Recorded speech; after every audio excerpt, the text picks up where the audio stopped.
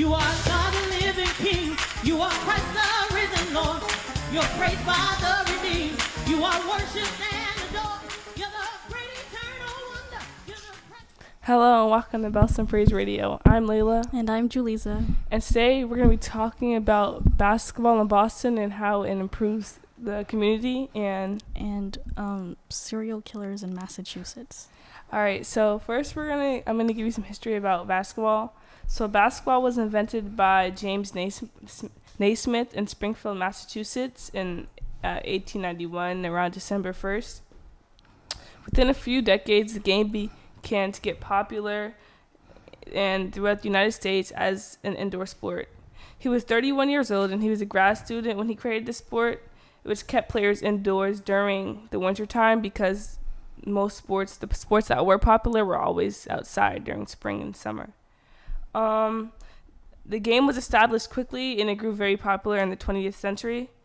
And he actually created this game in a YMCA, which is called the Young Men's Christian Association Training School. And due to simple requirements and easy rules, people started to catch on to the game and actually want to play more and more and more. And also, Albert Spalding, if you get basketballs, it says Spalding on them. He led most of the classes, and he actually came up with the rules. And it was his ball that originally created the game. In the first ever game, it was his ball that they used. So he also helped with that. So I'm going to talk about a couple of things in Boston, a couple of things that basketball does in Boston, how it helps people and brings the community together. So first I'm going to talk about high school basketball. High school basketball is actually very popular in Boston, especially those Boston schools like Burke and Tech Boston and those other schools. It's very popular and it's talked about a lot during that season because it's a way for students to get to play against one another and test each other's abilities, and it's also a way for even student sections in schools to be with other schools and communicate with each other and have fun and support their teams while in the process. And it's just like other schools in general. When you're playing against other schools, you get to see how things work in a different area than yours. And also, there's different divisions for these games to happen. So there's D1, D2, D3, and D4. So that determines what team you play depending on the division you're in, because it depends on the amount of kids in your school. So that's one thing that really it brings the community together. High school basketball, it's talked about a lot, especially during playoff season. So that's one thing. Another thing is summer leagues. There's a lot of, and I'm part of them because I play basketball as well, but there's a lot of summer leagues that go on during the summer. There's BNBL, where, Boston Neighborhood Basketball League, where kids just play basketball all summer, and they have an opportunity to win a championship depending on which team they are in, There's also Save Our Streets, where it's a 3-day tournament that they have, where it's girls and boys can play. There's a little league for each boys and girls to play so they can win a trophy. There's also Let It Fly and Beantown and She Her Run. So there's a lot of little programs that people could play in to showcase their talent and play against other people that have the same talent as them. And it's also a way to bring people out, because when these events are happening, a lot of people are coming to support. They tend to have grills and cook food and bouncy houses for the kids. So there's a lot of stuff that goes on to these summer leagues. Another thing I'm going to talk about is AAU. AAU, they have that for all types of sports, but basketball is the one that's most talked about, because there's that's a way for kids, different teams around Massachusetts or even around the country, to play against each other and be highlighted in different places, not just where you're from. There's also different leagues that go into AAU, like Hoop Group and Zero Gravity and Marquee Hoops, which allows people to travel the world, like Kentucky and New Jersey and Pennsylvania and all those other places, to play in front of college coaches and other girls from different states who they've never seen before. So it's a way for your name to get out there and play against other kids, and it's talked about a lot depending on which team you are on. And then another thing I'm going to talk about is even the Celtics. The Celtics tend to bring people together, especially during the parade when they won this year. I noticed a lot of people I knew was out there, and it was, you were there too, right? So it was a lot of people was out there. It didn't matter what color you were, black, white, Asian, Indian. A lot of people were just out there supporting their team because that kind of brings everyone together when their place they're from is winning these tournaments. You had people not just coming from Boston, but people coming from Somerville and Lexington and Woburn and all those other places in Massachusetts. So that helps bring everyone together. So the last thing I'm going to be talking about is the Boys and Girls Clubs and YMCAs. Like, those are places where, if kids can't go outside to these public playgrounds, they can go into these gyms and play basketball, and they have somewhere to go after school. And that also, that also allows kids to discover what sport they want to play growing up, because, there's a lot of different things at these Boys and Girls Clubs and YMCAs. They have art rooms, dance rooms, game rooms, music rooms. So there's a lot of stuff within that allows kids to discover what they want to do as they're getting older and what sport they want to play in. So that's another thing. And I also wanted to talk about how, these parks are, Michelle Wu has been trying to fix these parks up, for example, Harambe Park and Ryan Playground, Malcolm X Park. They've been doing a lot of work to fix these parks because, these kids want to have a place where they can go and play basketball and feel safe. And they can't do that if the parks are broken down, the courts are off, are not as up to date they should be, and the rims and stuff are broken off. So they've been trying to fix parks to allow kids to be out there and play basketball during the summer, because we also need these parks as well. And another thing I want to talk about is BCYF. They have those community centers as well, which allows kids to come in and play basketball, and those are most of the summer leagues basketball stuff are held. So yeah.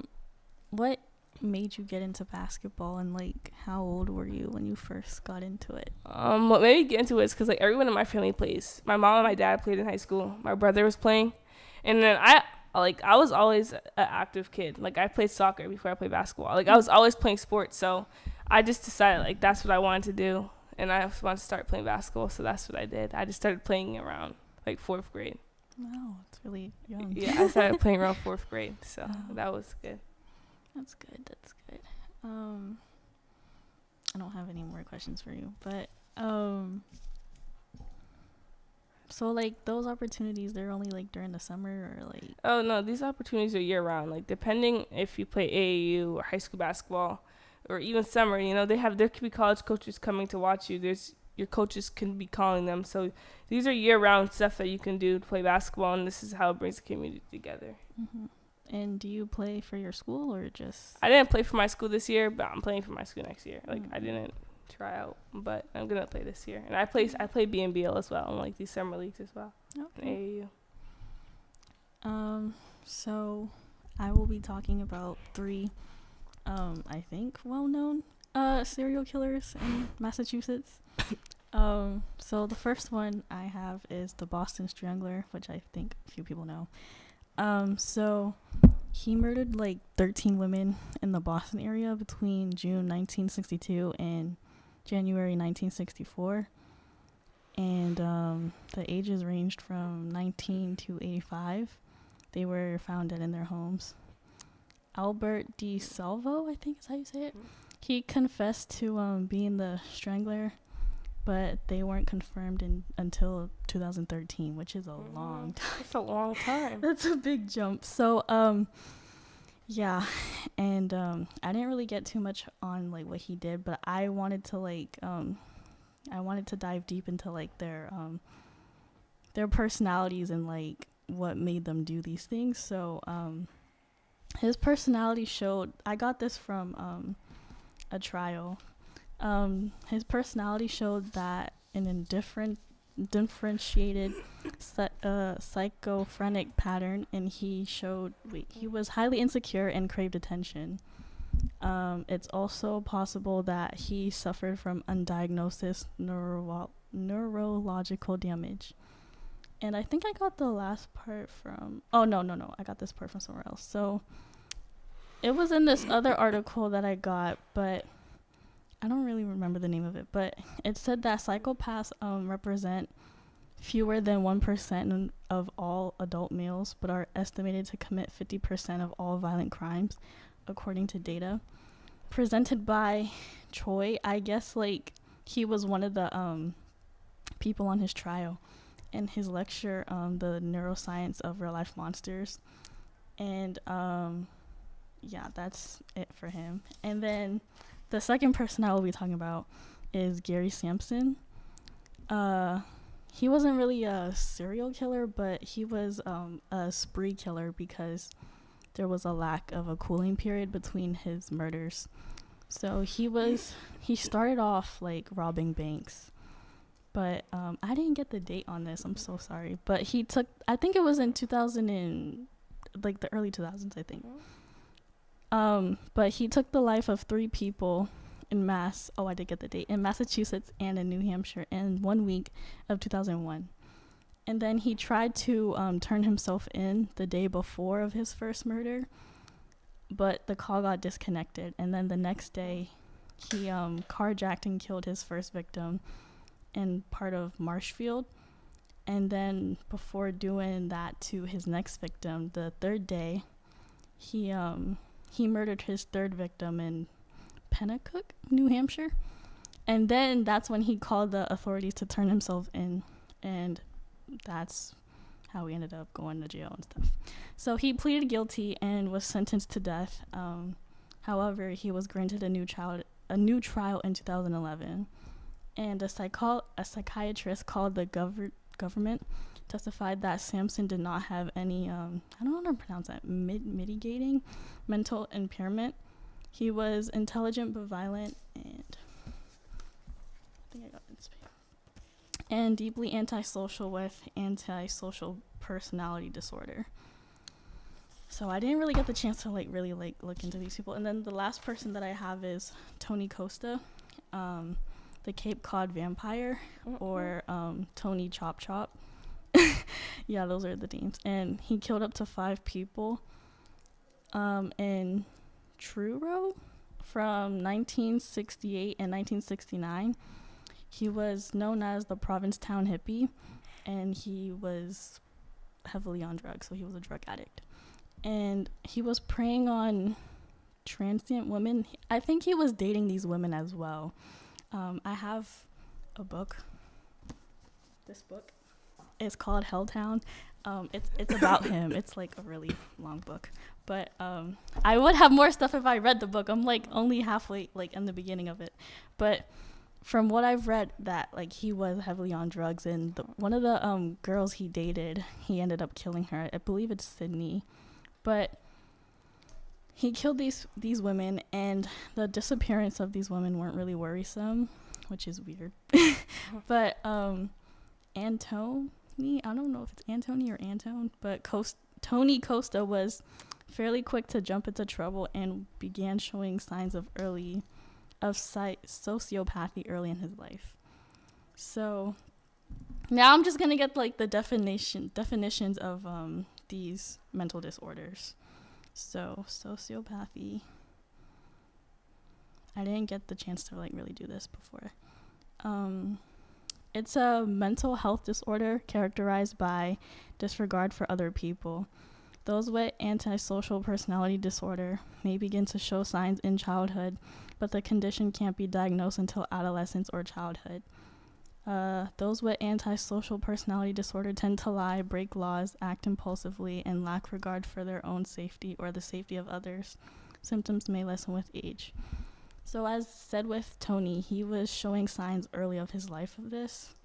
So, but he was really, it's like you wouldn't know that he was a serial killer because he was known by everybody, and everybody liked him, and he was just really friendly, normal. Yeah, basically. He was really friendly with everybody. Everybody knew him, and he was very popular. And I think he was even a babysitter at one point. So that's pretty crazy. And in the book that I'm reading about him, I remember he killed his girlfriend or whatever, right? And her family were looking for her, but the last thing that they knew that she was with him. So I think her brother asked him oh, do you know anything about my sister? What happened? And he was just lying, oh, I don't know anything about her. We got drugs, and then she just ran off with the drugs, and it was just it was so crazy. But yeah, that's him. And then the other one, so Gary Sampson, he also has the same thing, but I didn't really get to look too much into him. And schizophrenia with the Boston Strangler. Schizophrenia is like a very like, I feel like it's kind of broad, and it's not like you can't just bunch it up into a few words because it's like really heavy. But what it is it's a disorder that affects a person's ability to think, feel, and behave clearly. The exact cause of schizophrenia isn't known, but a combination of genetics, environment, and altered brain chemistry and structure may play a role. They may be out of touch with reality, disorganized speech or behavior, and decreased participation in daily activities. So I saw a movie, I don't remember what it's called, but it was on Amazon Prime, and it was about this boy who had schizophrenia. Like, he was just in class one day, and then he started seeing like hallucinations, and he just freaked out. And that's when he got tested for it. And then it, like, as the movie progresses, it just got worse and worse and worse, that like he literally didn't interact with anybody. He didn't trust anybody because he didn't know what was real or what was fake. And he was hearing voices as well, so it's not just seeing things, but he was hearing things as well, so he didn't know what was reality or what was fake. And but later on in the movie, it was so sweet, because like I cried at the end, because like he got a happy ending. Like, I think he was getting treated for it, so he wasn't seeing as many like hallucinations or hearing as many voices, and I think he got married at the end. But yeah. It's a really like, it's really bad. I know somebody in my family struggles with it, but I don't really talk to him, but I know it's bad. And yeah, so this person, the Boston Strangler, he was dealing with that. So what made you interested in this topic? Like, what made you just decide that you wanted to do it? So the original topic that I had was something like completely different than this, but I wanted to like go into this because it was something that I kind of knew already about a little bit, like the analysis part, not like the actual people, just like, you know, like, yeah, the analysis. And I was just interested to see, like, because I know there are famous people in Boston or in Massachusetts who have like killed people, so I was just interested, like, oh, like, let's see who, like, it's not like a this sounds kind of weird, but it's not weird, it's just like a peak interest of mine of like getting into like the criminal mind and like the diagnosis of like what they have and how they were early on and who they interact with, right? It's like who they interact with, like they're completely different from like the things that they do. And that's just like, that's what interests me, because it's like they're like one way with when like their family, right? And then when they're doing these things, they're a whole different person, like a monster or something. And it's just so crazy how like they just lie and like act like they didn't do anything, which is so crazy. Well, I didn't know about these people. Like, I feel like I've heard of the Boston Strangler, but like I don't really think, when I think serial killer, I don't think places like Boston. Like, you never know. People could be serial killing, you never know. But like when I think of serial killers, I just never think of Boston like as a place where we actually have serial killers. I think of places like Ohio and like I don't know, just like those countryside places. I think of those places. I don't think of over here, like not known countries. Like I think of stuff like that. Yeah, because that's where most of them have been. Like they've been in those small places, but it's like interesting to hear like all these serial, like not all of them, because it's only a couple, like 3, 4. But it's interesting to see like that we actually did have some serial killers and like what their mind, how their mind was when they were doing these things. Yeah, and it's just like if you do like have any mental, this is what I mean, like when I was saying earlier, like you have to be treated for these things, because when you have these mental health like issues and then it's untreated, I'm not saying you're gonna be like a psychopath and kill people, but like these are like the possible outcomes that do happen like as a result of being untreated or unmedicated. But yeah, it's just, that's what we were talking about earlier. Yeah, we were actually talking about a movie. We were talking about the Joker. Oh yeah. we were talking about the Joker, the new one. It's not new, but it's the most recent one. We were talking about how like the guy, he had Tourette's and schizophrenia. Yeah, too. He had schizophrenia too. He had schizophrenia and Tourette's, and you know, like unfortunately you have to blame the healthcare system as well, because he didn't have enough insurance to pay for his medication, so he started. When that was done, he just started going crazy like after that. So it's like you have to, sometimes it's not sometimes you also have to blame the healthcare system as well, because like they have to like insurance and all this is like, if you know someone's going through this and they need their meds, it's like, dang, you don't have to do all this, you know, just for them to get treated. Like they want to help themselves, but if they don't have the insurance to buy this medication and stuff, they're gonna go crazy. Right. And people also just like, I feel like when evaluating people, they don't take it as serious as you could.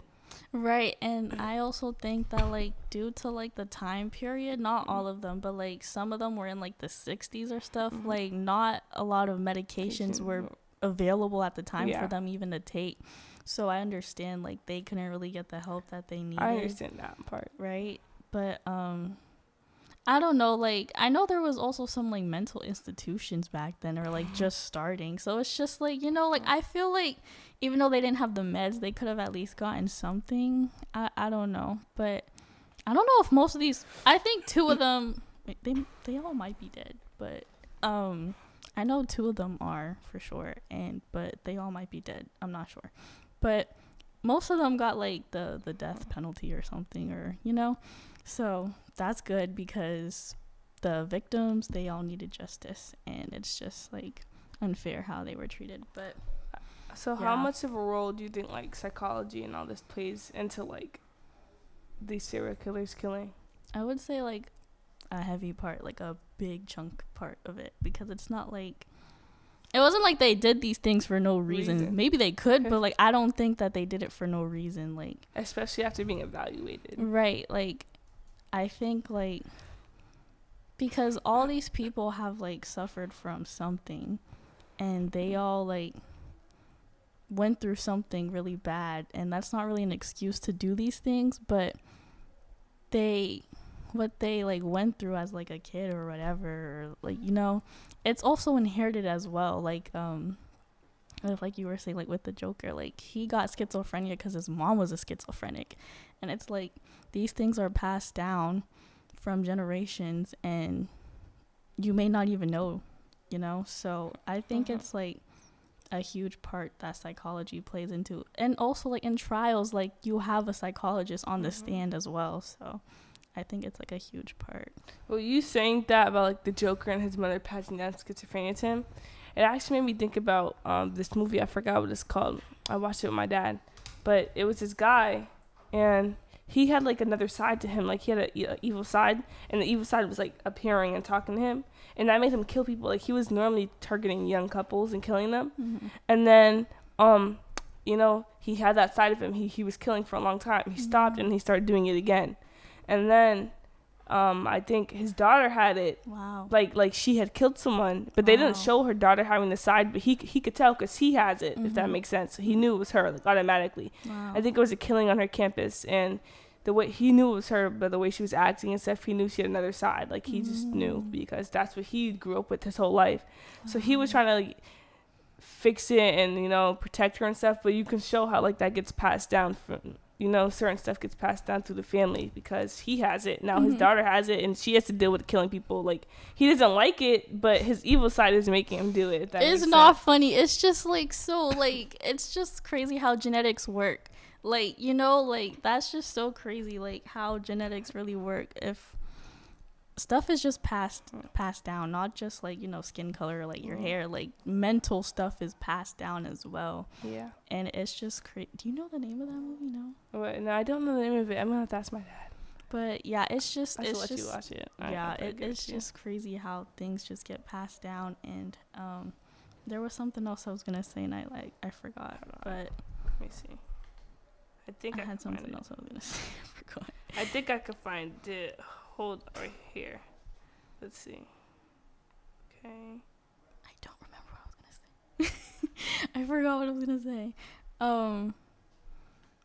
But yeah, I'm also interested in this because it ties to what I want to do in college, or what I'm doing in college, forensic psychology. So it's just already like an interest of mine that I have, and yeah, I think true crime is really interesting. The movie's called Mr. Brooks. Oh, I remember what I was going to talk about now. I was going to talk about another movie called Split. I don't know if you've seen that, but like... Split? Yeah. When the guy has like 8 personalities. Yes. And there's also another movie. a sequel to that. I forgot what it's called, but I'm gonna have to tell you, it's on Netflix as well. Yeah, I saw that movie and I was so scared. It was crazy. Like, he was kidnapping these young girls, and like I don't remember if he killed them or not. Did he? He killed 2 and Okay, right, left 1. The one passed away. Right. He was kidnapping these young girls, and like they were seeing like these weird, like all of his different personalities, and they all had different names, and like it was just like they were just always changing. Mm-hmm. I don't remember what you call that disease. I know he had schizophrenia, but something else. I think it's called like a personality disorder. Mm-hmm. I don't think it's bipolar, but it's something else. But he had like at least like 8 different people and living inside him. Yeah, He would change every so second. Crazy. Right. It was so crazy. Like, I think he didn't want to do it, but it was just like all these things inside of him. All these people were talking to him inside of him, his different personalities. Yeah. And that just shows how like that type of stuff influences people's actions and kidnapping and killing and stuff, because he kidnapped them because one of the sides wanted to. Mm-hmm. That makes sense. So that's another thing. Like, that's kind of how we need to start bringing awareness to these type of stuff, because people go through so much stuff in their head and it causes them to do certain stuff that they wouldn't do regularly. Right. Yeah. It's like so much. Like, I don't remember the exact name of that disorder, but it is like, it's not common, but people do have it. But it's really crazy. Yeah. There's a couple movies about like these disorders as well, to like show you how bad it is. Mm-hmm. Most of them result in killing, because that's just, they can't really help it. There's not much that they killing can or do. Kidnapping. Those are top 2 that it results in. Yeah, so it's really not much else that they can really do about that. But yeah, that's about it. But back to the book. This is the book. Yeah, it's called Helltown. I got it at and Barnes that's about Nobles. which guy is that about? The Cape Cod guy, the untold story of a serial killer in Cape Cod. So Tony Costa. Yeah. Okay. Well, I'm gonna learn about that later. I'm gonna read about that later. Yeah. Okay. All right. Is there any questions? Anyone? No. No. Okay. I have a question. Uh-huh. I came in late. The book. So you're reading the book because you want to learn how to not be caught by a serial killer? No.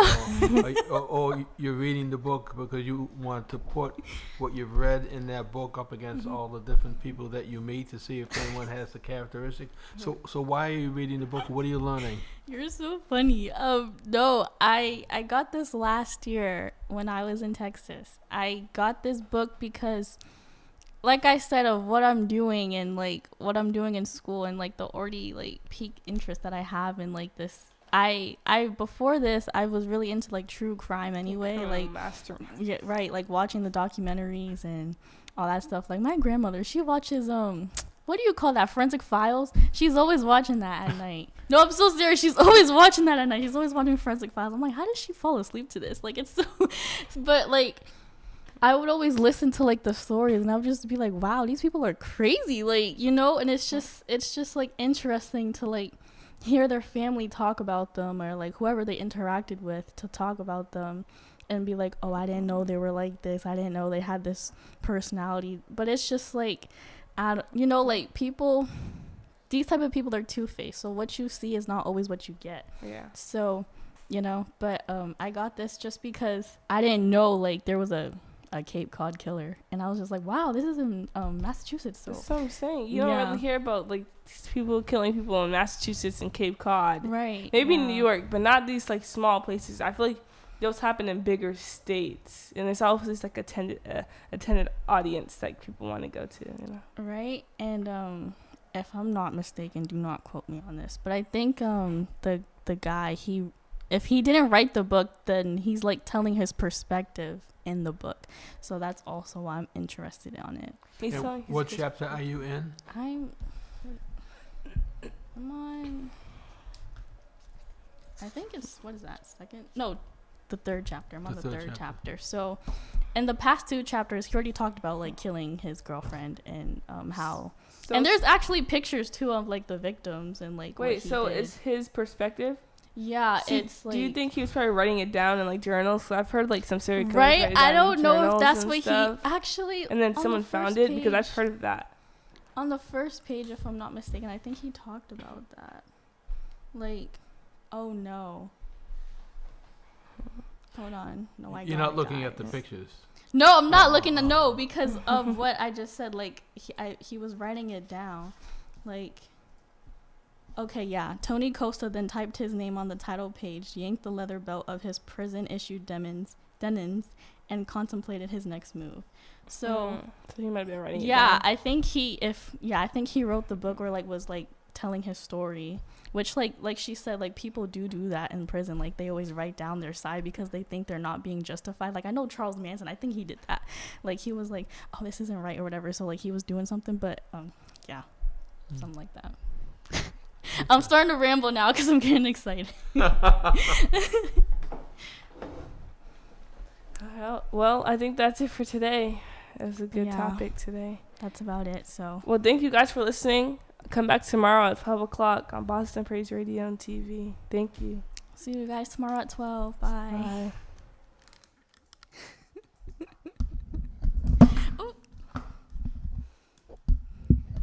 Oh, that just keeps sliding off. Okay. Now, do we know what we're doing? Okay, so 32 minutes. So like, not that. Yeah, wasn't that bad. Yeah.